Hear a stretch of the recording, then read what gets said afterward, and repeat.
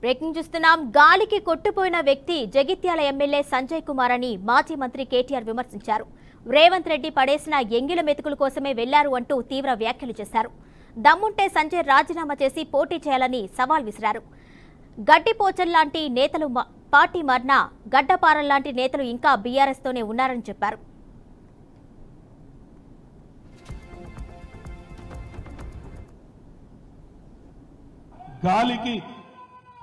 గాలికి గడ్డపారలు కొట్టుకపోవు, గట్టి నాయకులు కొట్టుకపోరు. గాలికి కొట్టుకపోయేటి గడ్డి పోచలు మాత్రమే. అట్లనే మీ ఎమ్మెల్యే ఒక గడ్డి పోచ లాంటి ఎమ్మెల్యే పోయింది తప్ప గడ్డపారలు లాంటి నాయకులు, గట్టిగా ఉన్న నాయకులు మీరెవరు పోలే. ఇవాళ ఒక్క మాట మీరు యాద్ చేసుకోండి. ఇక్కడ గెలిచిన ఎమ్మెల్యే మొన్న మీరు చేస్తే ఎమ్మెల్యే అయింది. ఆయన ఎమ్మెల్యే మీరు చేస్తే అయింది తప్ప మిమ్మల్ని ఆయన తయారు చేయలే. మీరు కష్టపడి వందల వేల మంది కవితక్కతో సహా ఎంతో మంది కష్టపడితే ఒక్కడు ఎమ్మెల్యే అయింది. ఇవాళ ఎమ్మెల్యే దొంగలలో కలిసిపోయిండు పోయిండు. రేవంత్ రెడ్డి ఇసిరే ఎంగిలి మెతుకుల కోసం ఆశపడి పోయిండు. మీ వల్ల ఎమ్మెల్యే అయిండు, మీరు చేస్తే ఎమ్మెల్యే అయిండు.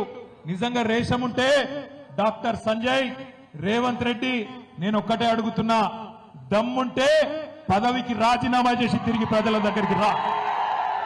చెప్తారు నువ్వు చేసింది కరెక్టా కాదా ప్రజలు చెప్తారు.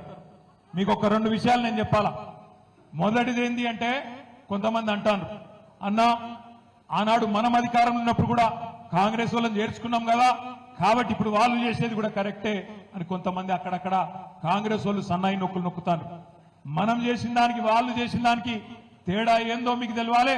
ఈ పార్టీ ఫిరాయింపులు ఎవరు చాలు చేసిండ్రో కూడా మీకు తెలవాలి. ఒక్కసారి దయచేసి గతంలో చూడండి.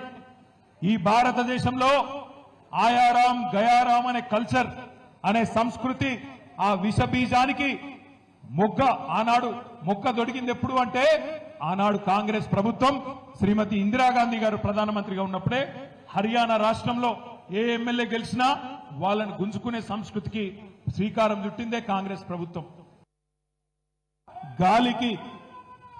గాలికి గడ్డపారలు కొట్టుకపోవు,